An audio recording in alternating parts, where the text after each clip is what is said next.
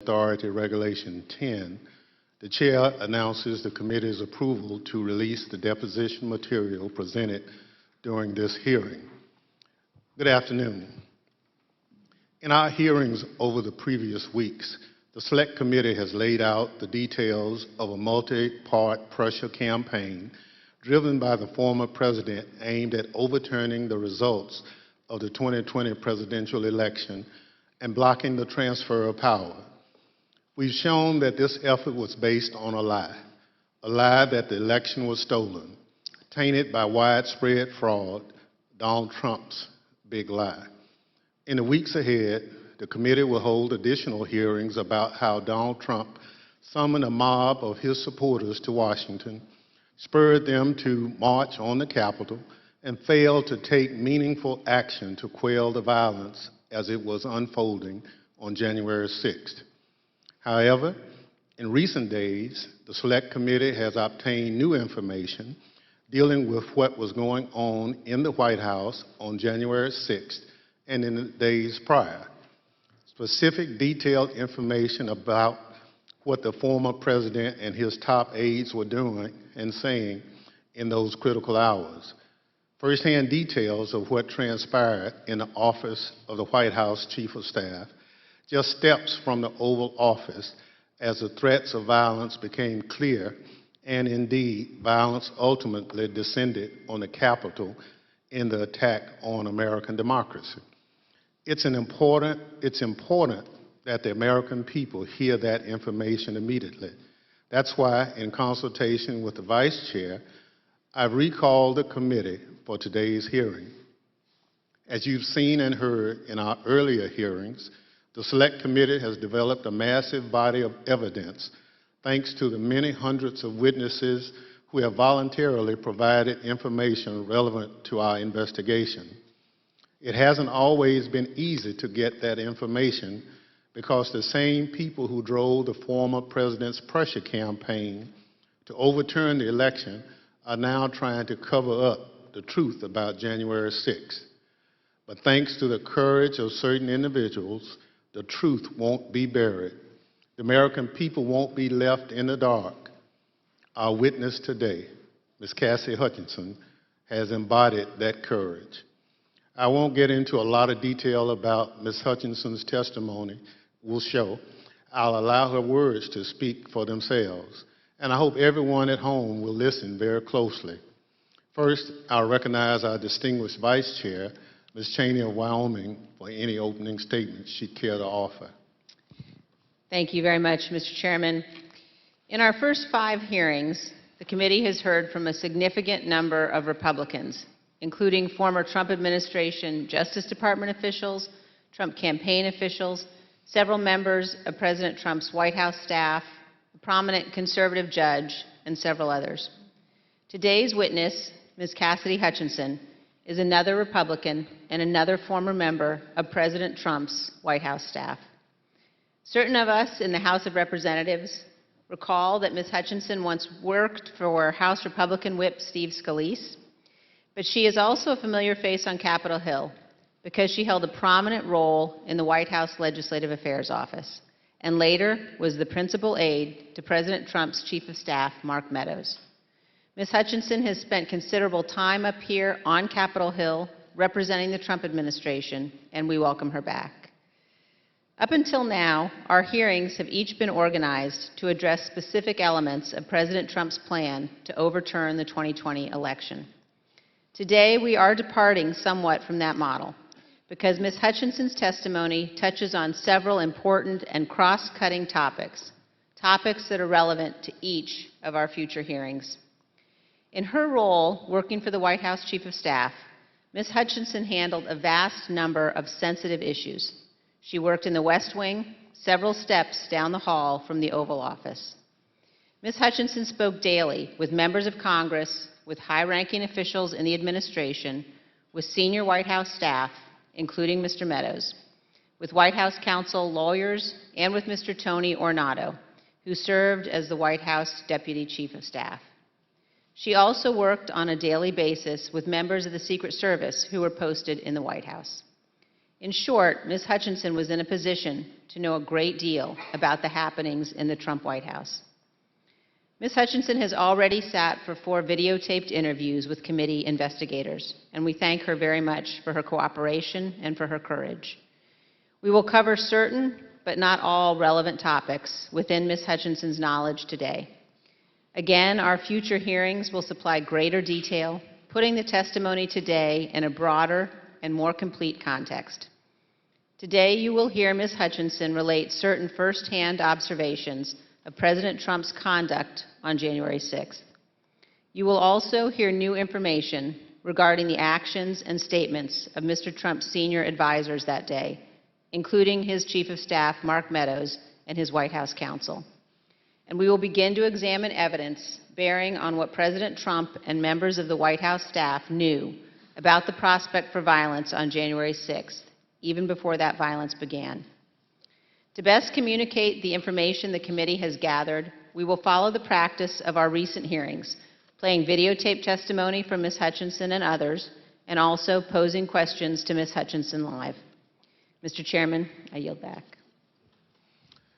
Thank you very much. Our witness today is Ms. Cassidy Hutchinson, who served in the Trump administration in the White House Office of Legislative Affairs from 2019 to 2020, and as a special assistant to the President in the White House Chief of Staff's office from March 2020 through January 2021. I will now swear in our witness. The witness will please stand and raise her right hand. Do you swear or affirm under penalty of perjury that the testimony you're about to give is the truth, the whole truth, and nothing but the truth, so help you God? Thank you. You may be seated. Let the record reflect the witness answered in the affirmative. I now recognize myself for questions. Ms. Hutchinson, I'd like to start with a few questions about your background. These are some photographs we've obtained highlighting your career. These show you with members of Congress, including Steve Scalise, as well as the White House with leader Kevin McCarthy and Jim Jordan. Others show you with the President and members of Congress aboard Air Force One. Before you worked in the White House, you worked on Capitol Hill for Representative Steve Scalise, the Republican whip, and Senator Ted Cruz. And then in 2019, you moved to the White House and served there until the end of the Trump administration in 2020. When you started at the White House, you served in the Office of Legislative Affairs. We understand that you were initially hired as a staff assistant, but were soon promoted to a position of greater responsibility. Can you explain your role for the committee? When I moved over to the White House Chief of Staff's office with Mr. Meadows when he became the 4th Chief of Staff, it's difficult to describe a typical day. I was a special assistant to the President and an advisor to the Chief of Staff. The days depended on what the President was doing that day, and that's kind of how my portfolio was reflected. I had a lot of outreach with members of Congress, senior cabinet officials. I would work on policy issues with relevant internal components and members on the Hill, as well as security protocol at the White House complex for Mr. Meadows and the President. And then you received another promotion in March 2020. At that time, you became the principal aide to the new White House Chief of Staff, Mark Meadows. Is that right? That's correct, sir. What did a typical day look like for you in your work with Mr. Meadows? It varied with what was going on. We spent a lot of time on the Hill. I spent time on the Hill independently, too, as I was his liaison for Capitol Hill. We did a lot of presidential travel engagements, but mostly I was there to serve what the Chief of Staff needed, and a lot of times what the Chief of Staff needed was a reflection of what the President's schedule was detailed to do that day. So is it fair to say that you spoke regularly in your position, both with members of Congress and with senior members of the Trump administration? That's correct. That's a fair assessment, sir. And would you say that in your work with Mr. Meadows, you are typically in contact with him and others in the White House throughout the day? That's correct, sir. Mr. Meadows and I were in contact almost pretty much throughout every day, consistently.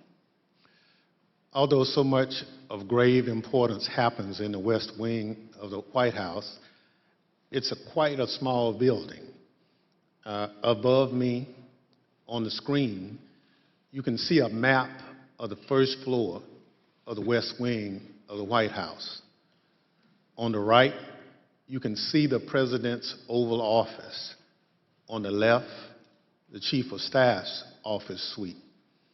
Within the Chief of Staff's office suite is the heart of the West Wing, was your desk, which was between the Vice President's office, Ms. Kirshner's office, and the Oval Office. Ms. Hutchinson, is this an accurate depiction of where you were located? It's accurate. It's a lot smaller than it looks. Absolutely. Ms. Hutchinson, this is a photo that shows the short distance between your office and the President's Oval Office. And it only takes 5 to 10 seconds or so to walk down the hall from your office to the Oval Office. Is that right? That's correct. Thank you. Pursuant to the Section 5C8 of House Resolution 503, the chair recognizes the gentlewoman from Wyoming, Ms. Cheney, for questions. Thank you very much, Mr. Chairman. Mr. Chairman, we will begin today with an exchange that first provided Ms. Hutchinson a tangible sense of the ongoing planning for the events of January 6th. On January 2nd, 4 days before the attack on our Capitol, President Trump's lead lawyer, Mr. Giuliani, was meeting with White House Chief of Staff Mark Meadows and others. Ms. Hutchinson, do you remember Mr. Giuliani meeting with Mr. Meadows on January 2nd, 2021? I do. He met with Mr. Meadows in the evening of January 2nd, 2021. And we understand that you walked Mr. Giuliani out of the White House that night, and he talked to you about January 6th. What do you remember him saying? As Mr. Giuliani and I were walking to his vehicles that evening, he looked at me and said something to the effect of, "Cass, are you excited for the 6th? It's going to be a great day." I remember looking at him saying, "Rudy, could you explain what's happening on the 6th?" He had responded something to the effect of, "We're going to the Capitol. It's going to be great. The president's going to be there. He's going to look powerful. He's going to be with the members. He's going to be with the senators. Talk to the chief about it. Talk to the chief about it. He knows about it." And did you go back then up to the West Wing and tell Mr. Meadows about your conversation with Mr. Giuliani? I did. After Mr. Giuliani had left the campus that evening, I went back up to our office, and I found Mr. Meadows in his office on the couch. He was scrolling through his phone. I remember leaning against the doorway and saying, "I had an interesting conversation with Rudy, Mark. Sounds like we're going to go to the Capitol." He didn't look up from his phone and said something to the effect of, "There's a lot going on, Cass, but I don't know. Things might get real bad on January 6th. Ms. Hutchinson, Mr. Meadows is engaged in litigation with the committee to try to avoid testifying here. What was your reaction when he said to you things might get real bad?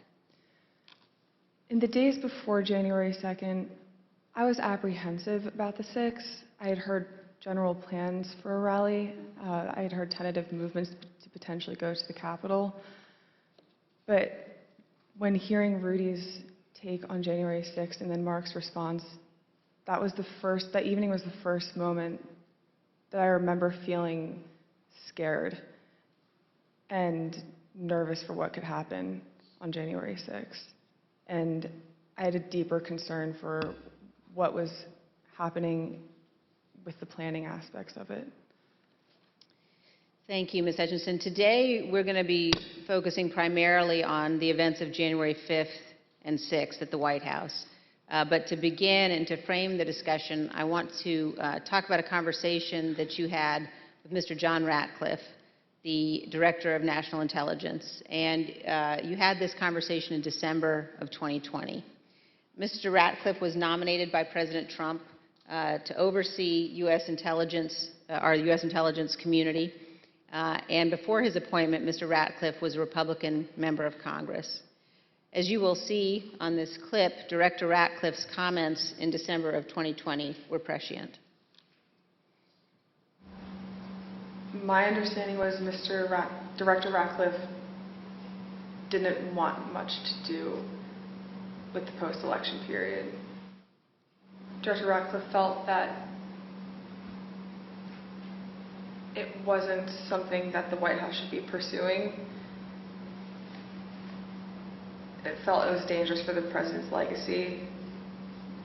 He had expressed to me that he was concerned that it could spiral out of control and potentially be dangerous, either for our democracy or the way that things were going for the 6th.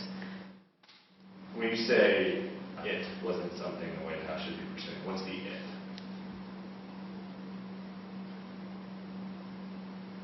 Trying to fight the results of the election, finding missing ballots, pressuring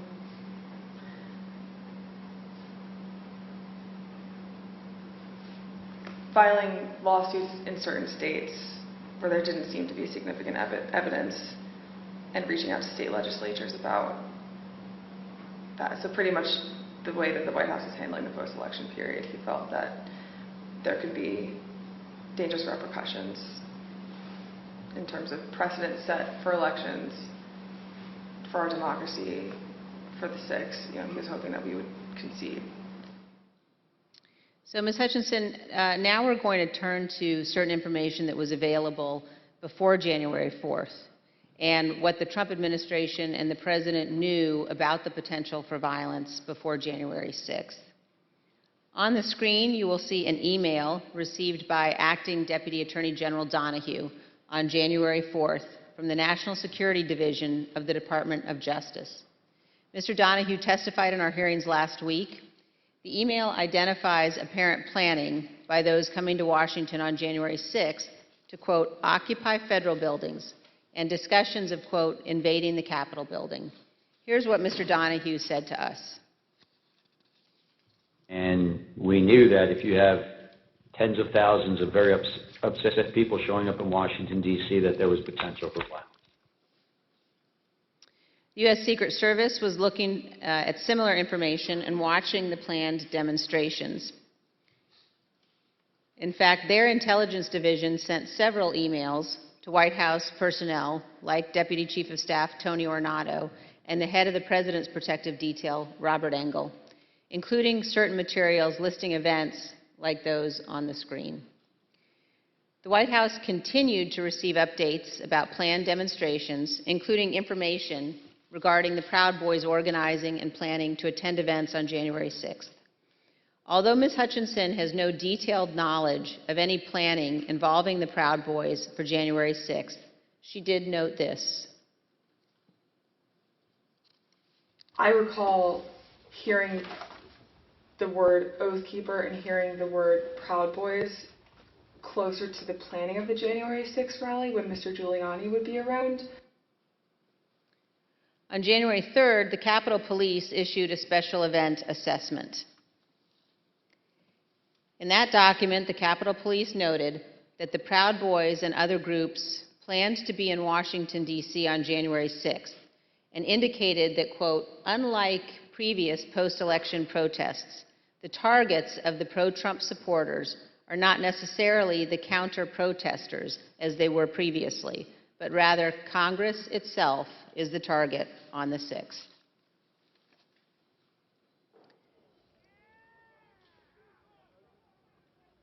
Of course, we all know now that the Proud Boys showed up on January 6th, marched from the Washington Monument to the Capitol that day, and led the riotous mob to invade and occupy our Capitol.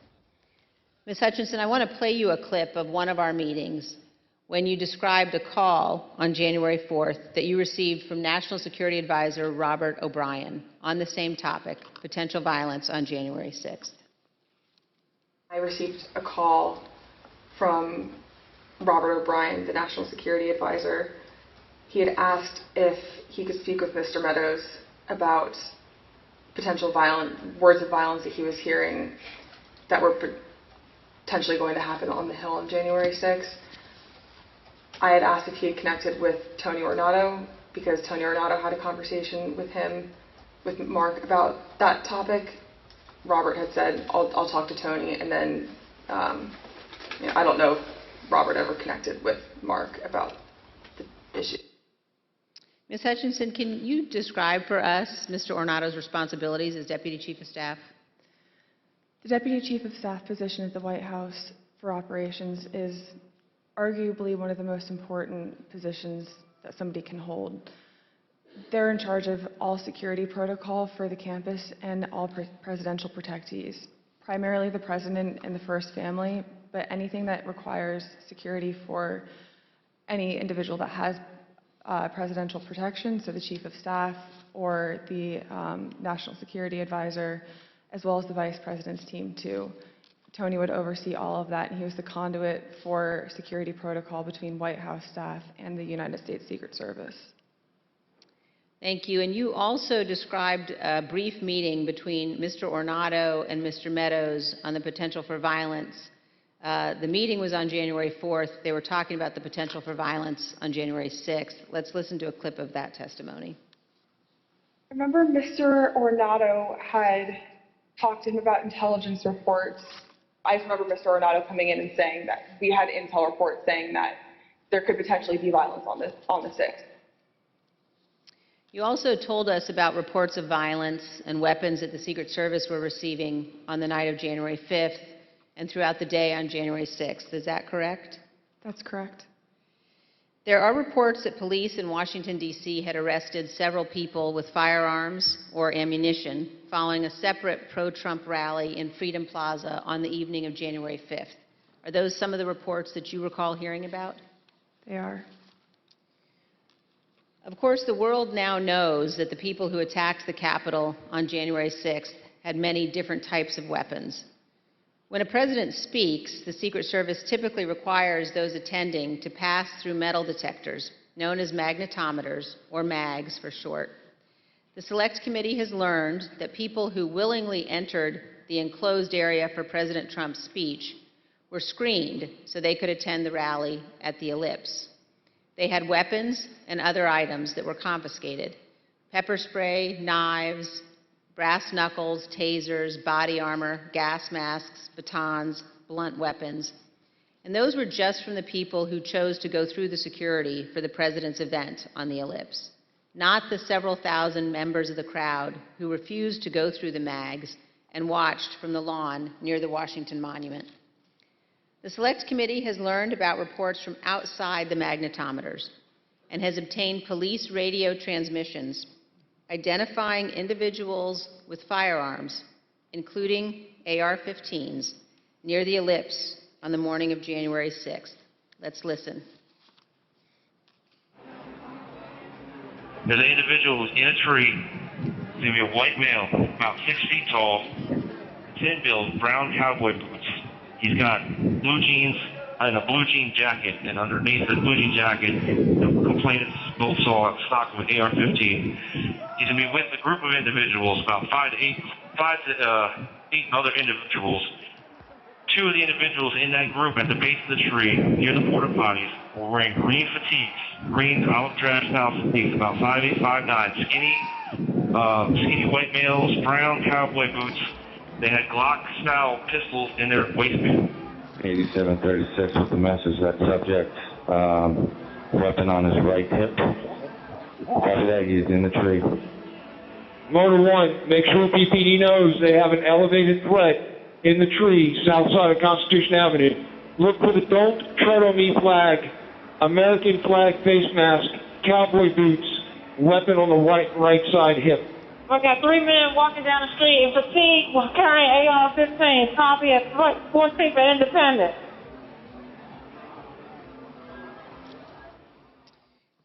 AR-15s at 14th and Independence.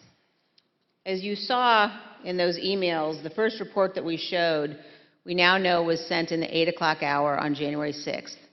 This talked about people in the crowd wearing ballistic helmets and body armor, carrying radio equipment and military-grade backpacks. The second report we showed you on the screen was sent by the Secret Service in the 11 a.m. hour, and it addressed reports of a man with a rifle near the Ellipse. Ms. Hutchinson, in prior testimony, you described for us a meeting in the White House around 10 a.m. in the morning of January 6th, involving Chief of Staff Meadows and Tony Ornato. Were you in that meeting? I was. Let's listen to your testimony about that meeting, and then we'll have some questions. I think the last time we talked, you mentioned that some of the weapons that people had at the rally included flagpoles, oversized sticks or flagpoles, bear spray. Is there anything else that you recall hearing about that the people who would gather on the Ellipse had? I recall Tony and I having a conversation with Mark probably around 10 a.m., 10:15 a.m., where I remember Tony mentioning knives, guns in the form of pistols and rifles, bear spray, body armor, spears, and flagpoles. Spears were one item, flagpoles were one item, and then Tony had relayed to me something to the effect of, and these effing people are fastening spears onto the ends of flagpoles. Ms. Hutchinson, here's a clip of your testimony regarding Mr. Meadows' response to learning that the rally attendees were armed that day. What was Mark's reaction, Mr. Meadows' reaction to this list of weapons that people had in the crowd? When Tony and I went in to talk to Mark that morning, Mark was sitting on his couch and on his phone, which was something typical. And I remember Tony just got right into it. It was like, sorry, I just want to let you know, and had informed him, like, this is how many people we have outside the mags right now. These are the weapons that we're known to have. It's possible he listed more weapons off that I just don't recall. And gave him a brief but concise explanation, but also fairly thorough. And I remember distinctly Mark not looking up from his phone. And I remember Tony finishing his explanation and it taking a few seconds for Mark to say something to the point where I almost said, Mark, did you hear him? And then Mark chimed in and was like, all right, anything else? Still looking down at his phone. And Tony looked at me and I looked at Tony and Tony said, no, sir, do you have any questions? He's like, what are you hearing? And I looked at Tony and I was like, sir, he just told you about what was happening down at the rally. So he was like, yeah, I know. And then he looked up and said, have you talked to the president? And Tony said, yes, sir, he's aware too. He said, all right, good. He asked Tony if Tony had informed the president. Yes. And Tony said, yes, he had. So, Ms. Hutchinson, is it your understanding that Mr. Ornato told the president about weapons at the rally on the morning of January 6th? That's what Mr. Ornato relayed to me. And here's how you characterize Mr. Meadows' general response when people raised concerns about what could happen on January 6th. So at the time, in the days leading up to the 6th, there were lots of public reports about how things might go bad on the 6th, and even the potential for violence. If I'm hearing you correctly, what stands out to you is that Mr. Meadows did not share those concerns, or at least did not act on those concerns? Did not act on those concerns would be accurate. But other people raised them to him? Like in this exchange, you mentioned that Mr. Ornato pulled him aside. That's correct. Ms. Hutchinson, we're going to show now an exchange of texts between you and Deputy Chief of Staff Ornato. And these text messages were exchanged while you were at the Ellipse. In one text, you write, but the crowd looks good from this vantage point as long as we get the shot. He was effing furious. And the text messages also stress that President Trump kept mentioning the OTR, an off-the-record movement. We're going to come back and ask you about that in a minute. But could you tell us, first of all, who it is in the text who was furious? The he in that text that I was referring to was the president. And why was he furious, Ms. Hutchinson? He was furious because he wanted the arena that we had on the Ellipse to be maxed out at capacity for all attendees. The advance team had relayed to him that the mags were free-flowing. Everybody who wanted to come in had already come in, but he still was angry about the extra space and wanted more people to come in. And did you go to the rally in the presidential motorcade? I was there, yes, in the motorcade. And were you backstage with the president and other members of his staff and family? I was. And you told us, Ms. Hutchinson, about particular comments that you heard while you were in the tent area. When we were in the offstage announce area tent behind the stage, he was very concerned about the shot, meaning the photograph that we would get, because the rally space wasn't full. One of the reasons, which I've previously stated, was because he wanted it to be full and for people to not feel excluded because they'd come far to watch him at the rally. And he felt the mags were at fault for not letting everybody in. But another leading reason, and likely the primary reason, is because he wanted it full and he was angry that we weren't letting people through the mags with weapons, what the Secret Service deems as weapons and our weapons. But when we were in the offstage announce tent, I was part of a conversation. I was in the vicinity of a conversation where I overheard the president say something to the effect of, you know, I don't effing care that they have weapons. They're not here to hurt me. Take the effing mags away.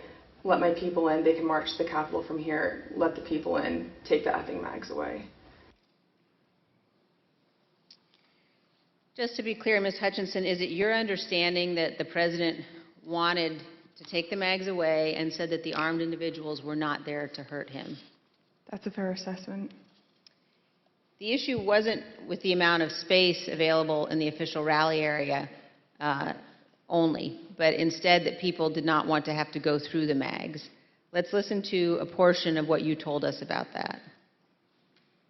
In this particular instance, it wasn't the capacity of our space, it was the mags and the people that didn't want to come through, and that's what Tony had been trying to relay to him that morning. You know, it's not the issues that we encountered on the campaign. We have enough space, sir.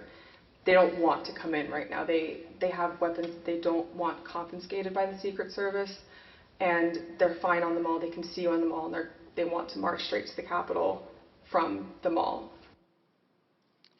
The president apparently wanted all attendees inside the official rally space and repeatedly said, quote, "They're not here to hurt me." And just to be clear, so he was told again in that conversation, or was he told again in that conversation, that people couldn't come through the mags because they had weapons? Correct. And that people, and his response was to say they can march to the Capitol from the Ellipse. Something to the effect of, take the effing mags away. They're not here to hurt me. Let them in. Let my people in. They can march to the Capitol after the rally's over. They can march from the Ellipse. Take the effing mags away. Then they can march to the Capitol. Ms. Hutchinson, what we saw when those clips were playing were photos provided by the National Archives showing the president in the offstage tent before his speech on the Ellipse. You were in some of those photos as well. And I just want to confirm that that is when you heard the president say the people with weapons weren't there to hurt him and that he wanted the Secret Service to remove the magnetometers. That's correct. In the photos that you displayed, we were standing towards the front of the tent with the TVs, really close to where he would walk out to go onto the stage. These conversations happened 2 to 3 minutes before he took the stage that morning. Let's reflect on that for a moment. President Trump was aware that a number of the individuals in the crowd had weapons and were wearing body armor. And here's what President Trump instructed the crowd to do.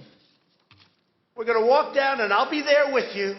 We're going to walk down. We're going to walk down anyone you want, but I think right here we're going to walk down to the Capitol. And the crowd, as we know, did proceed to the Capitol. It soon became apparent to the Secret Service, including the Secret Service teams in the crowd, along with White House staff, that security at the Capitol would not be sufficient. I'd had 2 or 3 phone conversations with Mr. Ornato when we were at the Ellipse, and then I had 4 men on Mr. Meadows' detail with me in between those individuals and then a few other bodies on the ground, just the Secret Service doing advance. They were getting notifications through their radios, and Mr. Ornato in one phone conversation had called me and said, make sure the chief knows that they're getting close to the Capitol. It's, they're having trouble stacking bodies. And Ms. Hutchinson, when you said they were having trouble stacking bodies, did you mean that law enforcement at the Capitol needed more people to defend the Capitol from the rioters? It was becoming clear to us and to the Secret Service that Capitol Police officers were getting overrun at the security barricades outside of the Capitol building, and they were short people to defend the building against the rioters. And you mentioned that Mr. Ornato was conveying this to you because he wanted you to tell Mr. Meadows. So did you tell Mr. Meadows that people were getting closer to the Capitol and that Capitol Police was having difficulty? After I had the conversation with Mr. Meadows, after I had the conversation with Mr. Ornato, I went to have the discussion with Mr. Meadows. He was in a secure vehicle at the time making a call. So when I had gone over to the car, I went to open the door to let him know, and he had immediately shut it. I don't know who he was speaking with. It wasn't something that he regularly did, especially when I would go over to give him information. So I was a bit taken aback, but I didn't think much of it, and thinking that I would be able to have the conversation with him a few moments later. And were you able to have that conversation a few moments later? Probably about 20 to 25 minutes later. There was another period in between where he shut the door again, and then when he finally got out of the vehicle, we had the conversation. But at that point, there was a backlog of information that he should have been made aware of. And so you opened the door to the control car, and Mr. Meadows pulled it shut? That's correct. And he did that 2 times? That's correct. And when you finally were able to give Mr. Meadows the information about the violence at the Capitol, what was his reaction?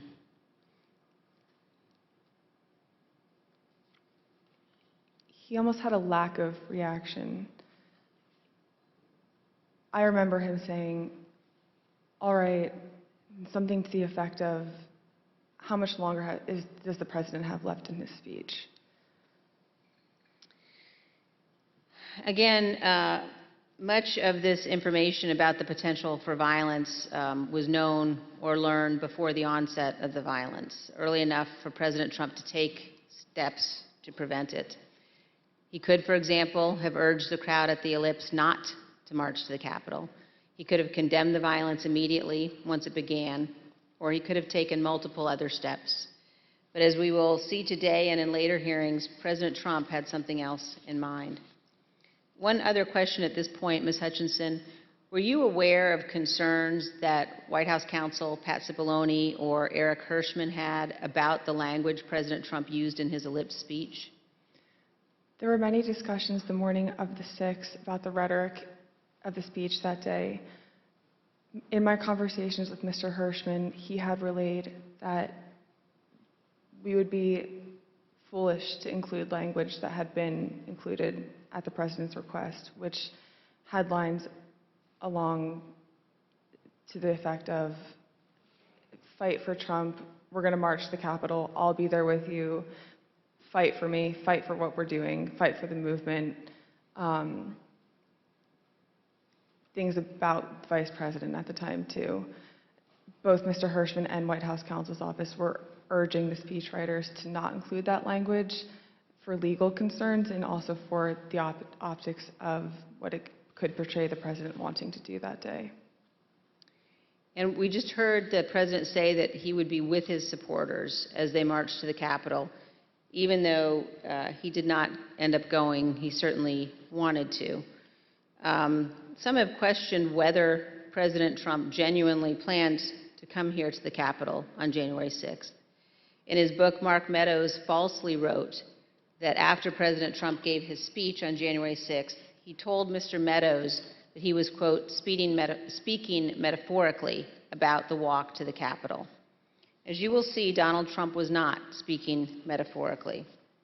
As we heard earlier, Rudy Giuliani told Ms. Hutchinson that Mr. Trump planned to travel to the Capitol on January 6th. I want to pause for just a moment to ask you, Ms. Hutchinson, to explain some of the terminology you will hear today. We've heard you use two different terms to describe plans for the President's movement to the Capitol or anywhere else. One of those is a scheduled movement, and another one is OTR. Could you describe for us what each of those mean? A scheduled presidential movement is on his official schedule. It's notified to the press and to a wide range of staff that will be traveling with him. It's known to the public, known to the Secret Service, and they're able to coordinate the movement days in advance. An off-the-record movement is confined to the knowledge of a very, very small group of advisors and staff. Typically, a very small group of staff would travel with him, mostly that are just included in the national security package. You can pull an off-the-record movement together in less than an hour. It's a way to kind of circumvent having to release it to the press, if that's the goal of it, or to not have to have as many security parameters put in place ahead of time to make the movement happen. Thank you. And let's turn back now to the President's plans to travel to the Capitol on January 6th. We know that White House counsel Pat Cipollone was concerned about the legal implications of such a trip, and he agreed with the Secret Service that it shouldn't happen. Ms. Hutchinson, did you have any conversations with Pat Cipollone about his concerns about the President going to the Capitol on January 6th? On January 3rd, Mr. Cipollone had approached me, knowing that Mark had raised the prospect of going up to the Capitol on January 6th.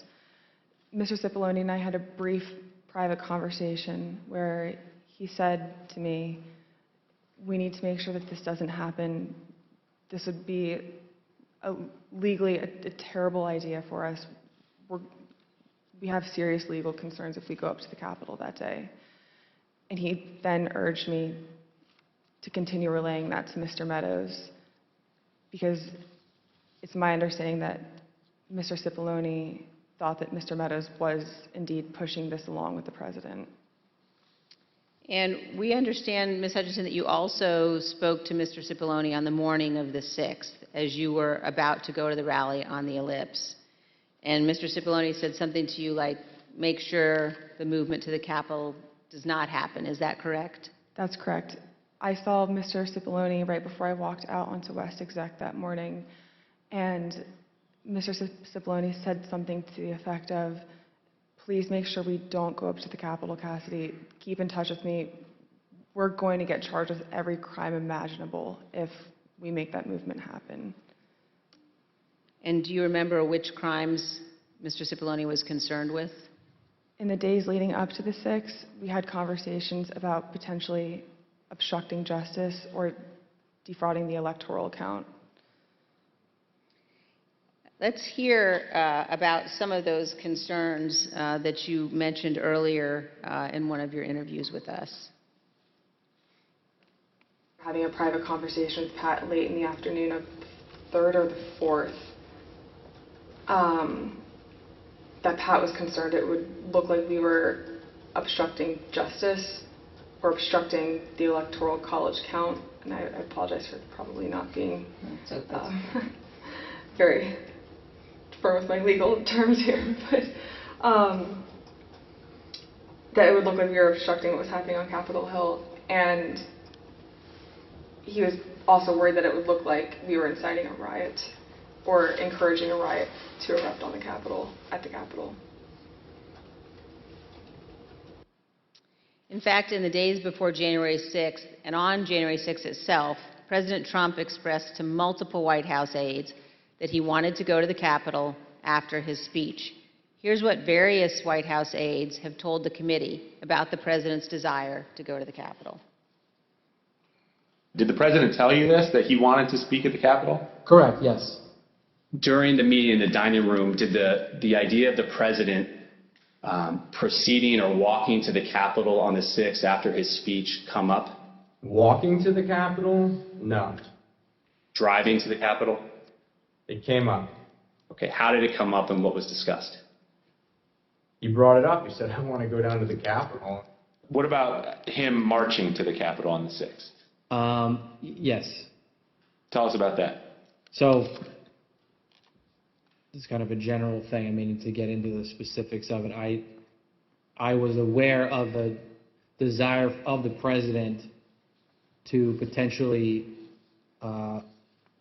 march to the or accompany the rally attendees to the Capitol. When did you first hear about this idea of the president accompanying rally attendees to the Capitol on the 6th? Well, this was at the 6th. This was during the after he finished his remarks. When the president said that he would be going to the Capitol during his speech on the Ellipse, the Secret Service scrambled to find a way for him to go. We know this from witnesses and the Secret Service, also from messages among staff on the President's National Security Council. The NSC staff were monitoring the situation in real time, and you can see how the situation evolved in the following chat log that the committee has obtained. As you can see, NSC staff believed that Mogul, the president, was, quote, going to the Capitol, and, quote, they are finding the best route now. From these chats, we also know the staff learned of the attack on the Capitol in real time. When President Trump left the Ellipse stage at 1:10, the staff knew that rioters had invaded the inaugural stage and Capitol Police were calling for all available officers to respond. When Republican leader Kevin McCarthy heard the president say he was going to the Capitol, he called you, Ms. Hutchinson. Isn't that right? That's correct. And in this text message, you told Tony Ornato, quote, McCarthy just called me too. And do you guys think you're coming to my office? Tell us about the call that day with Leader McCarthy during the president's speech on the Ellipse. I was still in the tent behind the stage, and when you're behind the stage, you can't really hear what's going on in front of you. So when Mr. McCarthy called me with this information, I answered the call, and he sounded rushed, but also frustrated and angry at me, and I was confused because I didn't know what the president had just said. He then explained, the president just said he's marching to the Capitol. You told me this whole week you aren't coming up here. Why would you lie to me? I said, I'm not lying. I wasn't lying to you, sir. We're not going to the Capitol. And he said, well, he just said it on stage, Cassidy. Figure it out. Don't come up here. I said, I'll run the traps on this and I'll shoot you a text. I can assure you we're not coming up to the Capitol. We've already made that decision. He pressed a little bit more, believing me, but I think frustrated that the president had said that, and we ended the phone conversation after that. I called Mr. Ornato to reconfirm that we weren't going to the Capitol, and which is also in our text messages. I sent Mr. McCarthy another text telling him the affirmative that we were not going up to the Capitol, and he didn't respond after that. And we understand, Ms. Hutchinson, that the plans for the president to come up to the Capitol had included discussions at some point about what the president would do when he came up to the Capitol on January 6th. Let's look at a clip of one of your interviews discussing that issue with the committee. When you were talking about a scheduled movement, did anyone say what the president wanted to do when he got here? No.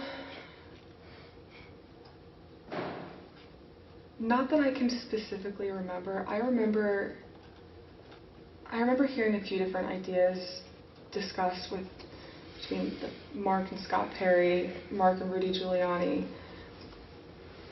I don't know which conversations were elevated to the president. I don't know what he personally wanted to do when he went up to the Capitol that day. I know that there were discussions about him having another speech outside of the Capitol before going in. I know that there was a conversation about him going into the House chamber at one point.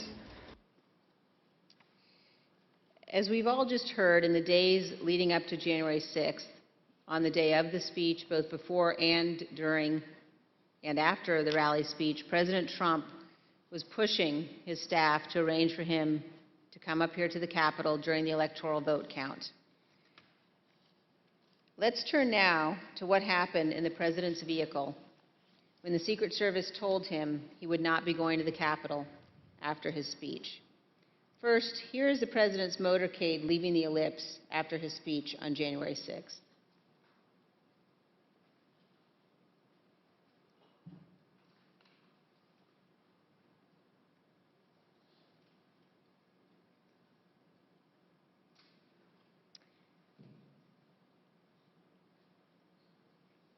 Ms. Hutchinson, when you returned to the White House in the motorcade after the president's speech, where did you go? When I returned to the White House, I walked upstairs towards the Chief of Staff's office, and I noticed Mr. Ornato lingering outside of the office. Once we had made eye contact, he quickly waved me to go into his office, which was just across the hall from mine. When I went in, he shut the door, and I noticed Bobby Engel, who is the head of Mr. Trump's security detail, sitting in a chair, just looking somewhat discombobulated and a little lost. I looked at Tony, and he had said, "Did you effing hear what happened in the Beast?" I said, "No, Tony, I just got back. What happened?" Tony proceeded to tell me that when the president got in the Beast, he was under the impression from Mr. Meadows that the off-the-record movement to the Capitol was still possible and likely to happen, but that Bobby had more information. So once the president had gotten into the vehicle with Bobby, he thought that they were going up to the Capitol, and when Bobby had relayed to him, "We're not, we don't have the assets to do it, it's not secure, we're going back to the West Wing," the president had a very angry response to that. Tony described him as being irate.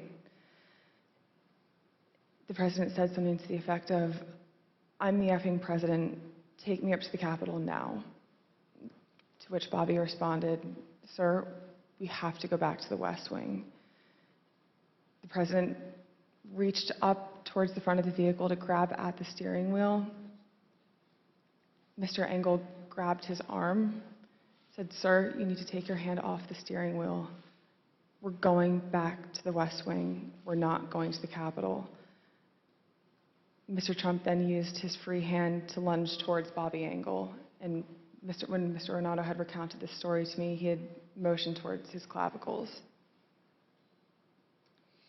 And was Mr. Engel in the room as Mr. Ornato told you this story? He was. Did Mr. Engel correct or disagree with any part of the story from Mr. Ornato? Mr. Engel did not correct or disagree with any part of the story. Did Mr. Engel or Mr. Ornato ever after that tell you that what Mr. Ornato had just said was untrue? Neither Mr. Ornato nor Mr. Engel told me ever that it was untrue.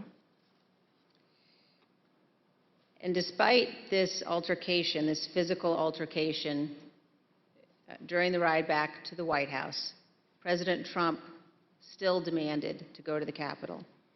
Here's what Kayleigh McEnany, the White House press secretary at the time, wrote in her personal notes and told the committee about President Trump's desire to go to the Capitol after returning to the White House. When you wrote, POTUS wanted to walk to the Capitol, was that based solely on what the president said during his speech or anything that he or anybody else said afterwards? So to the best of my recollection, I believe when we got back to the White House, he said he wanted to physically walk with the marchers, and according to my notes, he then said he'd be fine with just riding the Beast. But to the best of my recollection, he wanted to be a part of the march in some fashion. Okay, and just for the record, the Beast refers to the presidential limousine? Yes. President Trump did not go to the Capitol that day. We understand that he blamed Mark Meadows for that. So prior to leaving the rally site, when he got off the stage and everybody was making the movement back to the motorcade, I had overheard Mr. Meadows say to him then, as I had prior to Mr. Trump taking the stage that morning, that he was still working on getting an off-the-record movement to the Capitol. So when Mr. Trump took the stage, he was under the impression via Mr. Meadows that it was still possible. So when he got off the stage, I had relayed to Mr. Meadows that I had another conversation with Tony. The movement was still not possible. Mr. Meadows said, okay. And then as they proceeded to go to the motorcade, and Mr. Meadows had reiterated, we're going to work on it, sir, talk to Bobby. Bobby has more information. Mark got into his vehicle, to my understanding. Trump got into the Beast. And after we had all arrived back at the White House, later in the day, it had been relayed to me via Mark that the president wasn't happy that Bobby didn't pull it off for him and that Mark didn't work hard enough to get the movement on the books. The physical altercation that Ms. Hutchinson described in the presidential vehicle was not the first time that the president had become very angry about issues relating to the election. On December 1, 2020, Attorney General Barr said in an interview that the Department of Justice had not found evidence of widespread election fraud sufficient to change the outcome of the election. Ms. Hutchinson, how did the president react to hearing that news? Around the time that I understand the AP article went live, I remember hearing noise coming from down the hallway, so I poked my head out of the office, and I saw the valet walking towards our office. He had said, get the chief down to the dining room, the president wants him. So Mark went down to the dining room and came back to the office a few minutes later. After Mark had returned, I left the office and went down to the dining room, and I noticed that the door was propped open and the valet was inside the dining room changing the tablecloth off of the dining room table. He motioned for me to come in and then pointed towards the front of the room near the fireplace mantle and the TV, where I first noticed there was ketchup dripping down the wall and there's a shattered porcelain plate on the floor. The valet had articulated that the president was extremely angry at the Attorney General's AP interview and had thrown his lunch against the wall, which was causing them to have to clean up. So I grabbed a towel and started wiping the ketchup off of the wall to help the valet out. And he said something to the effect of, he's really ticked off about this. I would stay clear of him for right now. He's really, really ticked off about this right now. And Ms. Hutchinson, was this the only instance that you are aware of where the president threw dishes? It's not. And are there other instances in the dining room that you recall where he expressed his anger?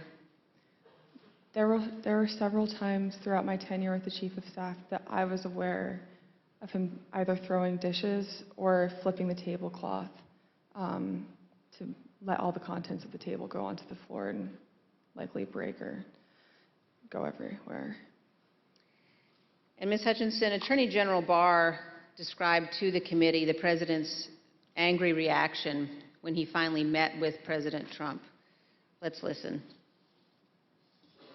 And I said, look, I know that you're dissatisfied with me, and I'm glad to offer my resignation. And he pounded the table very hard. Everyone sort of jumped, and he said, accept it. Mr. Chairman, I reserve. Gentlewoman reserves. The chair requests those in the hearing room to remain seated until the Capitol Police have escorted our witness from the room. Pursuant to the order of the committee of today, the chair declares the committee in recess for a period of approximately 10 minutes.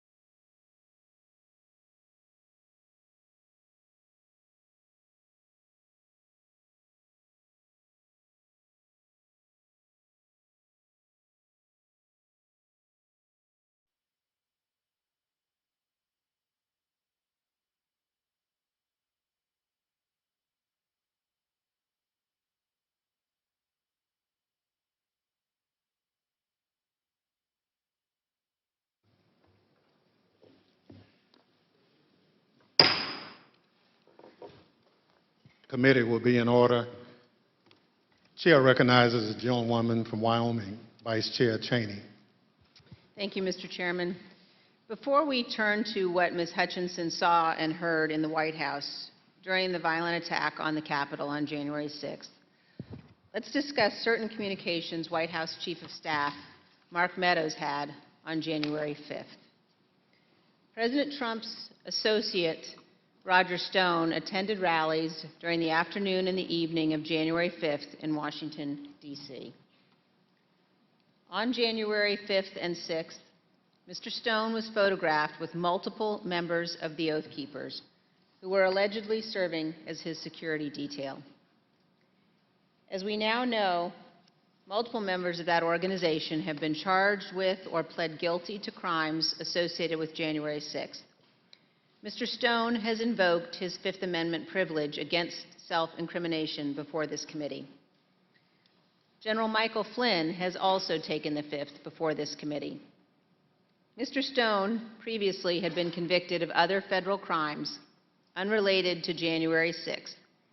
General Flynn had pleaded guilty to a felony charge also predating and unrelated to January 6th. President Trump pardoned General Flynn just weeks after the presidential election. And in July of 2020, he commuted the sentence Roger Stone was to serve. The night before January 6th, President Trump instructed his Chief of Staff, Mark Meadows, to contact both Roger Stone and Michael Flynn regarding what would play out the next day. Ms. Hutchinson, is it your understanding that President Trump asked Mark Meadows to speak with Roger Stone and General Flynn on January 5th? That's correct. That is my understanding. And Ms. Hutchinson, is it your understanding that Mr. Meadows called Mr. Stone on the 5th? I'm under the impression that Mr. Meadows did complete both a call to Mr. Stone and General Flynn the evening of the 5th. And do you know what they talked about that evening, Ms. Hutchinson? I'm not sure. Is it your understanding that Mr. Giuliani, Mr. Eastman, and others had set up what has been called, quote, a war room at the Willard Hotel on the night of the 5th? I was aware of that the night of the 5th. And do you know if Mr. Meadows ever intended to go to the Willard Hotel on the night of the 5th? Mr. Meadows had a conversation with me where he wanted me to work with Secret Service on a movement from the White House to the Willard Hotel so he could attend the meeting or meetings with Mr. Giuliani and his associates in the war room. And what was your view as to whether or not Mr. Meadows should go to the Willard that night? I had made it clear to Mr. Meadows that I didn't believe it was a smart idea for him to go to the Willard Hotel that night. I wasn't sure everything that was going on at the Willard Hotel, although I knew enough about what Mr. Giuliani and his associates were pushing during this period. I didn't think that it was something appropriate for the White House Chief of Staff to attend or to consider involvement in. I made that clear to Mr. Meadows. Throughout the afternoon, he mentioned a few more times going up to the Willard Hotel that evening, and then eventually dropped the subject the night of the 5th and said that he would dial in instead. So General Flynn has appeared before this committee, and when he appeared before our committee, he took the fifth. Let's briefly view a clip of General Mike Flynn taking the Fifth Amendment. General Flynn, do you believe the violence on January 6th was justified? Do we have? Yes.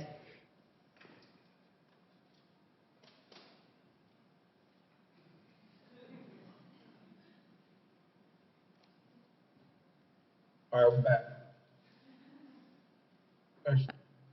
Congressman Cheney, could you repeat the question, please? Yes. General Flynn, do you believe the violence on January 6th was justified? Is that, can I get a clarification? Is that a moral question or are you asking a legal question? I'm asking both.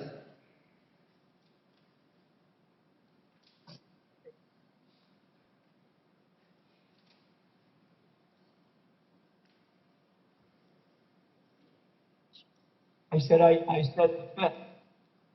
Do you believe the violence on January 6th was justified morally? Take the fifth. You believe the violence on January 6th was justified legally? Fifth. General Flynn, do you believe in the peaceful transition of power in the United States of America? The fifth. Let's move on now to January 6th and the conduct of Donald Trump and Mark Meadows during the attack on the Capitol. Ms. Hutchinson, I'd like now for us to listen to a description, your description of what transpired in the West Wing during the attack. For context, in this clip, you describe the time frame starting at about 2 p.m. So I remember Mark being alone in his office for quite some time, and I know we've spoken about Ben Williamson going in at one point, and I don't personally remember Ben going in. I don't doubt that he had gone in, but I remember him being alone in his office for most of the afternoon, around 2 o'clock to 2:05.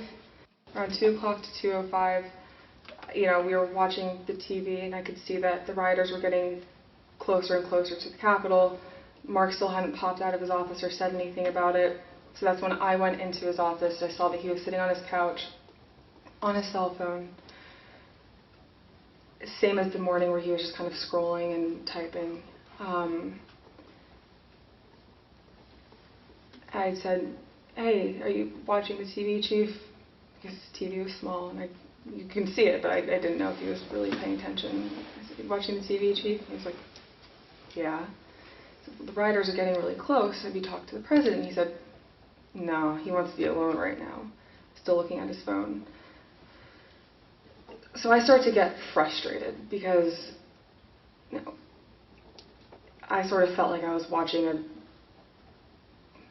this is not a great comparison, but a bad car accident that was about to happen where you can't stop it, but you want to be able to do something.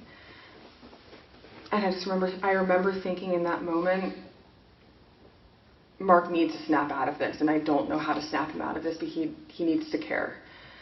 And I just remember I blurted out, I said, "Mark, do you know where Jim's at right now?"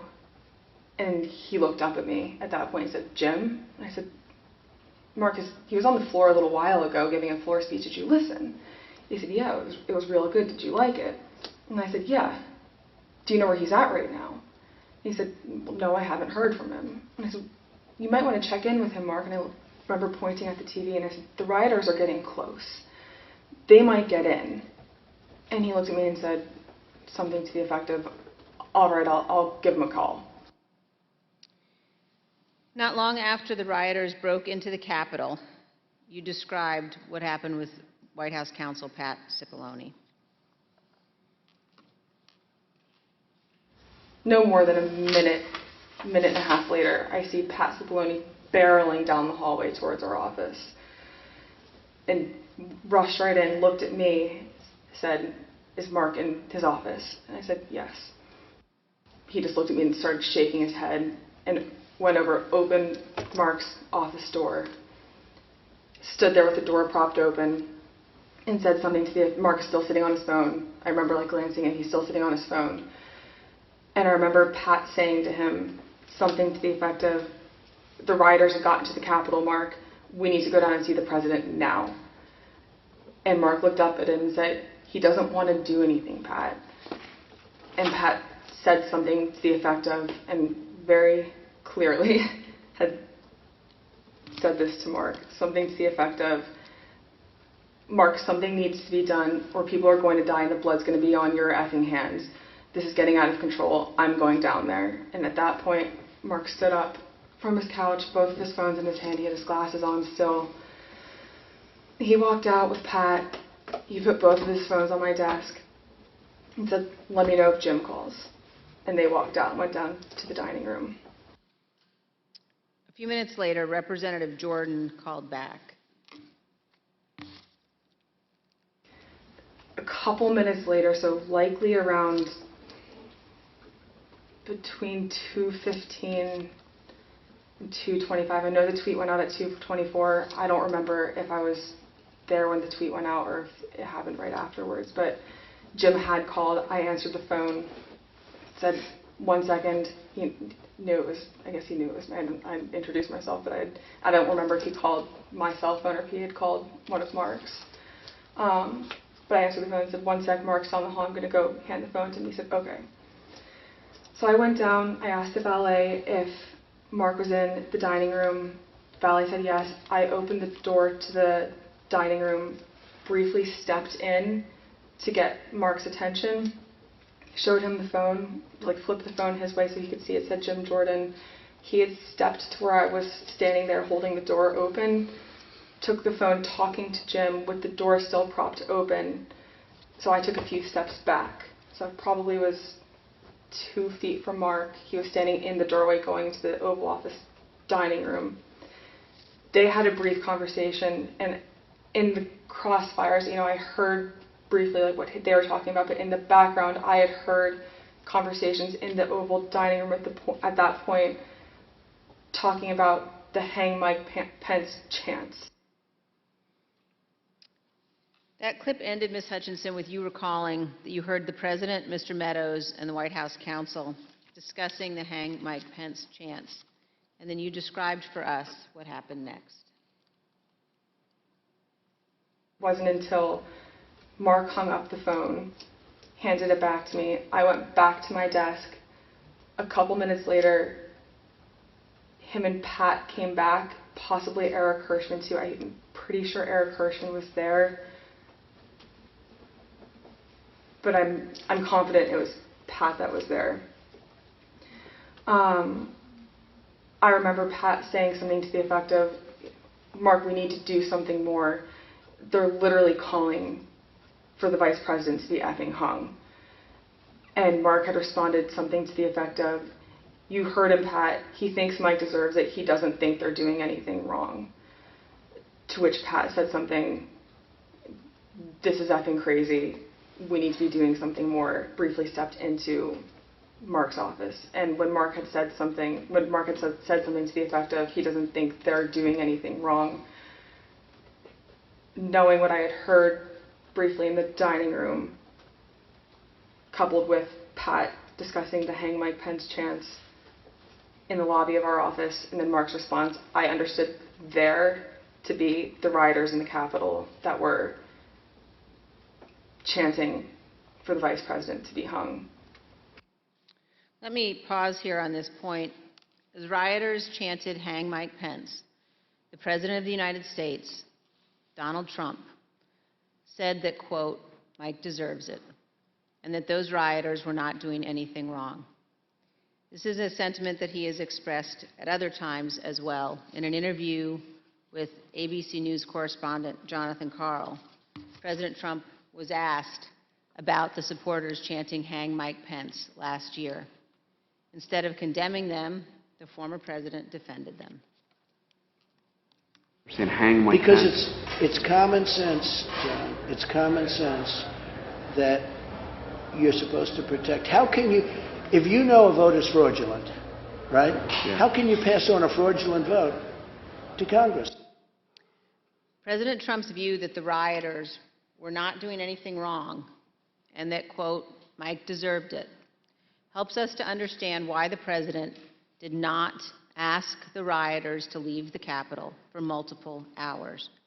In fact, he put this tweet out at 2:24 p.m. Ms. Hutchinson, do you recall seeing this tweet in which the president said the vice president did not have the courage to do what needed to be done? I do. And Ms. Hutchinson, what was your reaction when you saw this tweet?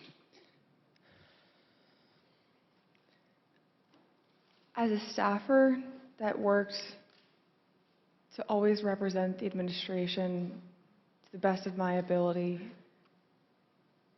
and to showcase the good things that he had done for the country,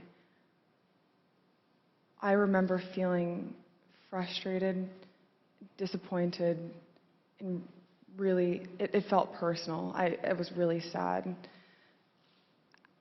As an American, I was disgusted. it was unpatriotic, it was un-American. We were watching the Capitol building get defaced over a lie. And it was something that was really hard in that moment to digest, knowing what I had been hearing down the hall in the conversations that were happening, seeing that tweet come up and knowing what was happening on the Hill.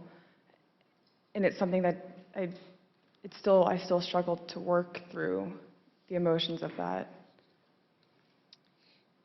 Ms. Hutchinson, we have also spoken to multiple other White House staff about their reaction to Donald Trump's 224 tweet, condemning Mike Pence for not having the courage to refuse to count electoral votes, an act that would have been illegal. Matthew Pottinger, a former Marine intelligence officer who served in the White House for 4 years, including as Deputy National Security Advisor, was in the vicinity of the Oval Office at various points throughout the day. When he saw that tweet, he immediately decided to resign his position. Let's watch him describe his reaction to the president's tweet. One of my staff brought me a printout of a tweet by the president. And the tweet said something to the effect that Mike Pence, the vice president, didn't have the courage to do what should have been done. I read that tweet and made a decision at that moment to resign. That's where I knew that I was leaving that day, once I read that tweet. Ultimately, members of the White House staff, Sarah Matthews, cabinet members Secretary Chao and Secretary DeVos resigned as well. Here is Secretary DeVos's resignation letter. As you can see, in resigning on January 6th, Secretary DeVos said to the president, quote, "There's no mistaking the impact your rhetoric had on the situation, and it is the inflection point for me." Let's also look at Secretary Chao's resignation statement. When Secretary Chao resigned, she spoke of the January 6th attack, and she said, quote, "As I am sure is the case with many of you, this has deeply troubled me in a way I simply cannot set aside." Ms. Hutchinson, in our prior interviews, we've asked you about what the president's advisors were urging him to do during the attack. You've described roughly 3 different camps of thought inside the White House that day. Can you tell us about those? There was a group of individuals that were strongly urging him to take immediate and swift action. I would classify the White House counsel's office, Mr. Hirschman, Ms. Ivanka Trump, in that category of really working to get him to take action and pleading with him to take action. There was a more neutral group where advisors were trying to toe the line, knowing that Mr. Trump didn't necessarily want to take immediate action and condemn the riots, but knowing something needed to be done. And then there was the last group, which was deflect and blame. Let's blame Antifa. These aren't our people. It's my understanding that Mr. Meadows was in the deflect and blame category, but he did end up taking a more neutral route, knowing that there were several advisors in the president's circle urging him to take more action, which I think was reflected in the rhetoric released later that day in the videos. You told us that the White House counsel's office was in the camp encouraging the president to tell the rioters to stop the attack and to leave the Capitol. Let's listen. White House counsel's office wanted there to be a strong statement out to condemn the rioters. I'm confident in that. Now let's look at just one example of what some senior advisors to the president were urging. Ms. Hutchinson, could you look at the exhibit that we're showing on the screen now? Have you seen this note before? That's a note that I wrote at the direction of the Chief of Staff on January 6th, likely around 3 o'clock. And it's written on a Chief of Staff note card, but that's your handwriting, Ms. Hutchinson? That's my handwriting. And why did you write this note? The Chief of Staff was in a meeting with Eric Hirschman and potentially Mr. Philbin, and they had rushed out of the office fairly quickly. Mark had handed me the note card with one of his pens and started dictating a statement for the president to potentially put out. And, no, I'm sorry, go ahead. That's okay. There were two phrases on there, one illegal and then one without proper authority. The illegal phrase was the one that Mr. Meadows had dictated to me. Mr. Hirschman had chimed in and said, also put without legal authority. There should have been a slash between the two phrases. It was an or if the president had opted to put one of those statements out. Evidently, he didn't. Later that afternoon, Mark came back from the Oval Dining Room and put the palm card on my desk with illegally crossed out, but said we didn't need to take further action on that statement. So, to your knowledge, this statement was never issued? It was, to my knowledge, it was never issued.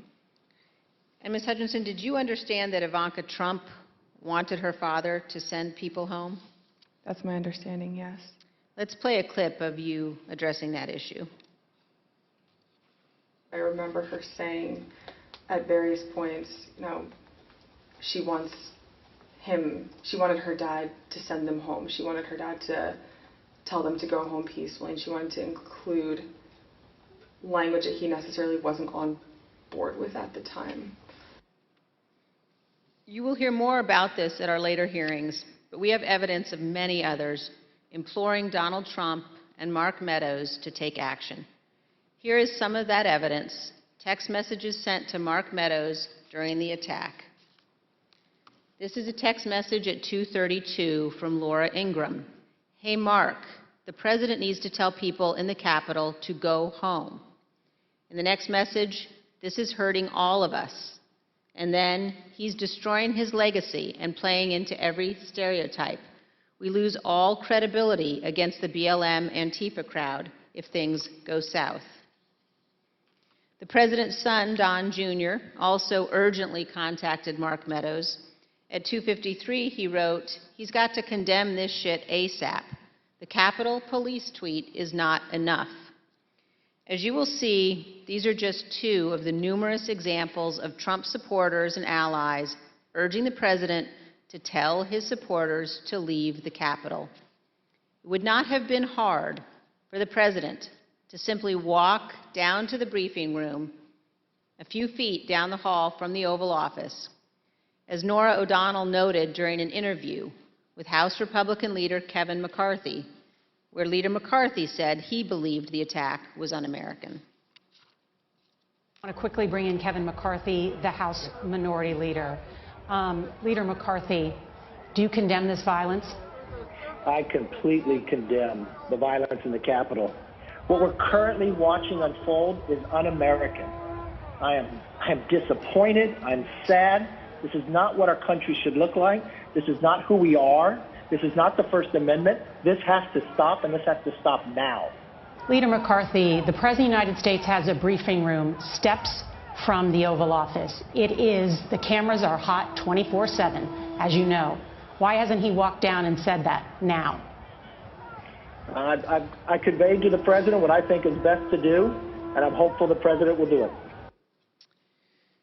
Republican House member Mike Gallagher also implored the president to call off the attack.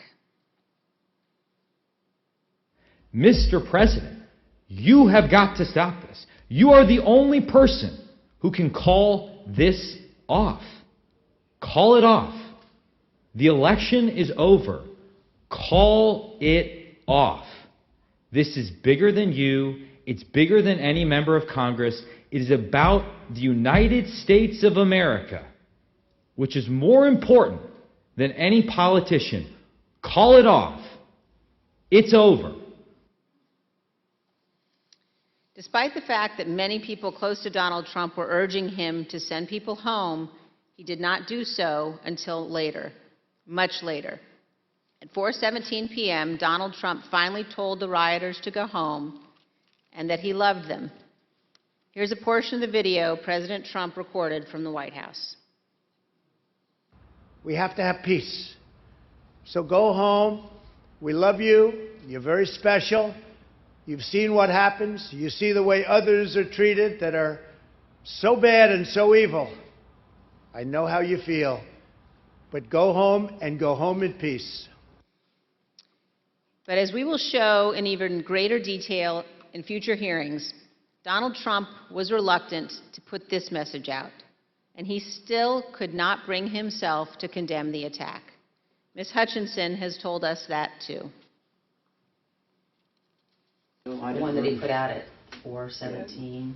I'm sure you've discussed it, and just to elaborate if I hadn't already at that point, I recall him being reluctant to film the video on the 6th. I was not involved in any of the logistics or the planning for that video. I just remember seeing the video go out and feeling a little shocked after it went out. On the evening of January 6th and the day after, the president's family and his senior staff and others tried to encourage the president to condemn the violence and commit to the peaceful transition of power. At 3:31 p.m. on January 6th, Sean Hannity of Fox News texted Mark Meadows. Mr. Hannity said, quote, "Can he make a statement? I saw the tweet. Ask people to leave the Capitol."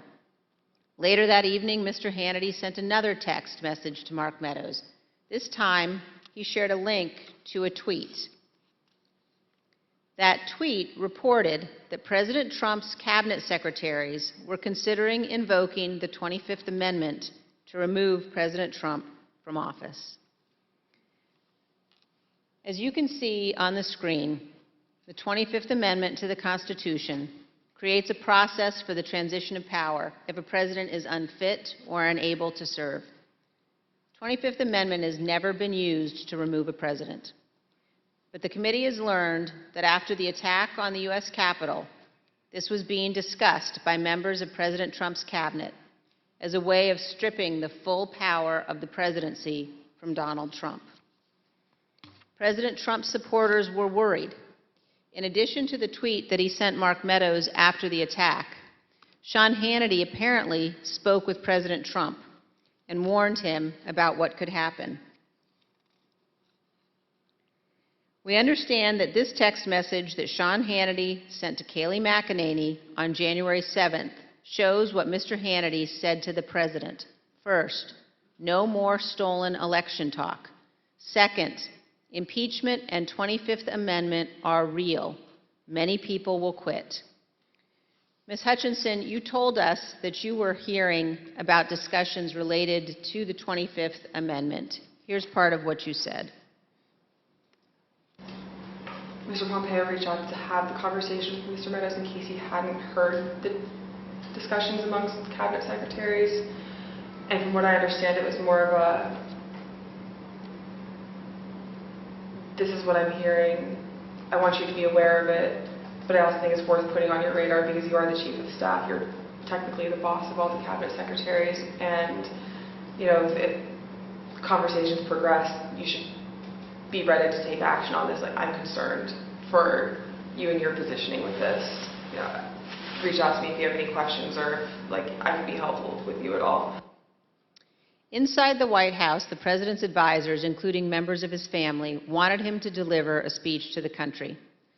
Deputy White House counsel Pat Philbin prepared the first draft of what would be the president's remarks on national healing, delivered via pre-taped video on January 7th. When he arrived at the White House on the 7th, Mr. Philbin believed that more needed to be said, so he sat down and started writing. He shared the draft with Pat Cipollone, who also believed the president needed to say more. Mr. Cipollone agreed with the content, as did Eric Hirschman, who reviewed the draft. The committee has learned that the president did not agree with the substance as drafted and resisted giving a speech at all.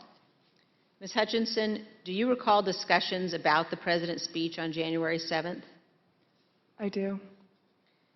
Let's listen, Ms. Hutchinson, to what you told us about that and about the process of crafting those remarks.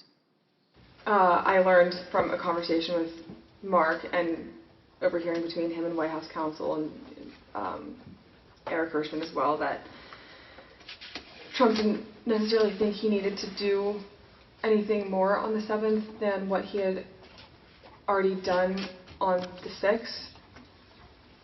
When he was convinced to put out a video on the 7th, I understand that he had a lot of opinions about what the context of that announcement were to entail. I had original drafts of the speech where there were several lines that didn't make it in there about prosecuting the rioters or calling them violent. He didn't want that in there. He wanted to put in there that he wanted to potentially pardon them. And this is just with the increased emphasis of his mindset at the time, which was he didn't think that they did anything wrong. The people who did something wrong that day, or the person who did something wrong that day, was Mike Pence by not standing with him. But the president's advisors urged him to give the speech. Who convinced him to do the video on the 7th? I'm not sure who convinced him or if it was a group of people that convinced him. Who was in the group that you're aware of? That I'm aware of: Mark, Ivanka, Jared Kushner, Eric Hirschman, Pat Cipollone, Pat Philbin. Those are people that I'm aware of. Do you know why that group of people thought it was necessary for him to release a statement? I believe Kayleigh McEnany as well. From what I understood at the time, and from what the reports were coming in, there's a large concern of the 25th Amendment potentially being invoked, and there were concerns about what would happen in the Senate if the 25th was invoked. So the primary reason that I had heard, other than, we did not do enough on the 6th, we need to get a stronger message out there and condemn this, otherwise this will be your legacy. The secondary reason to that was, think about what might happen in the final 15 days of your presidency if we don't do this. There's already talks about invoking the 25th Amendment. You need this as cover. The president ultimately delivered the remarks. Unlike many of his other speeches, he did not ad-lib much. He recited them without significant alteration, except one. Even then, on January 7th, 2021, the day after the attack on the U.S. Capitol, the president still could not bring himself to say, quote, "But this election is now over." One other point about the speech, Ms. Hutchinson. Did you hear that Mr. Trump at one point wanted to add language about pardoning those who took part in the January 6th riot? I did hear that, and I understand that Mr. Meadows was encouraging that language as well. Thank you, and here's what you told us previously about that. You said he was instructed not to include it. Who was instructing him not to include language about the pardon in that January 7th? I understood from White House counsel's office coming into our office that morning that they didn't think that it was a good idea to include that in the speech. That being Pat Cipollone? That's correct. And Eric Hirschman. Ms. Hutchinson, did Rudy Giuliani ever suggest that he was interested in receiving a presidential pardon related to January 6th? He did. Ms. Hutchinson, did White House Chief of Staff Mark Meadows ever indicate that he was interested in receiving a presidential pardon related to January 6th? Mr. Meadows did seek that pardon. Yes, ma'am. Thank you, Ms. Hutchinson. Mr. Chairman, I yield back. I want to thank our witness for joining us today. The members of the Select Committee may have additional questions for today's witness, and we ask that you respond expeditiously in writing to those questions. Without objections, members will be permitted 10 business days to submit statements for the record, including opening remarks and additional questions for the witness. Without objection, the chair recognizes the vice chair for a closing statement. Thank you very much, Mr. Chairman. I want to begin by thanking Ms. Hutchinson for her testimony today. We are all in her debt. Our nation is preserved by those who abide by their oaths to our Constitution. Our nation is preserved by those who know the fundamental difference between right and wrong. And I want all Americans to know that what Ms. Hutchinson has done today is not easy. The easy course is to hide from the spotlight, to refuse to come forward, to attempt to downplay or deny what happened. That brings me to a different topic. While our committee has seen many witnesses, including many Republicans, testify fully and forthrightly, this has not been true of every witness. And we have received evidence of one particular practice that raises significant concern. Our committee commonly asks witnesses connected to Mr. Trump's administration or campaign whether they've been contacted by any of their former colleagues or anyone else who attempted to influence or impact their testimony. Without identifying any of the individuals involved, let me show you a couple of samples of answers we received to this question. First, here's how one witness described phone calls from people interested in that witness's testimony. Quote, "What they said to me is as long as I continue to be a team player, they know I'm on the right team. I'm doing the right thing. I'm protecting who I need to protect. You know I'll continue to stay in good graces in Trump world. And they have reminded me a couple of times that Trump does read transcripts, and just keep that in mind as I proceed through my interviews with the committee." Here's another sample in a different context. This is a call received by one of our witnesses. Quote, "A person let me know you have your deposition tomorrow. He wants me to let you know he's thinking about you. He knows you're loyal and you're going to do the right thing when you go in for your deposition." I think most Americans know that attempting to influence witnesses to testify untruthfully presents very serious concerns. We will be discussing these issues as a committee, carefully considering our next steps. Mr. Chairman, thank you. I yield back. Gentlewoman yields back. Ms. Hutchinson, thank you. Thank you for doing your patriotic duty and helping the American people get a complete understanding of January 6th and its causes. Thank you for your courage in testifying here today. You have the gratitude of this committee and your country. I know it wasn't easy to sit here today and answer these questions, but after hearing your testimony in all its candor and detail, I want to speak directly to the handful of witnesses who have been outliers in our investigation, the small number who have defied us outright, those whose memories have failed them again and again on the most important details, and to those who fear Donald Trump and his enablers. Because of this courageous woman and others like her, your attempt to hide the truth from the American people will fail. And to that group of witnesses, if you've heard this testimony today and suddenly you remember things you couldn't previously recall, or there are some details you'd like to clarify, or you discovered some courage you had hidden away somewhere, our doors remain open. The Select Committee will reconvene in the weeks ahead as we continue to lay out our findings to the American people. The chair requests those in the hearing room to remain seated until the Capitol Police have escorted the witness and members from the room. Without objection, the committee stands adjourned.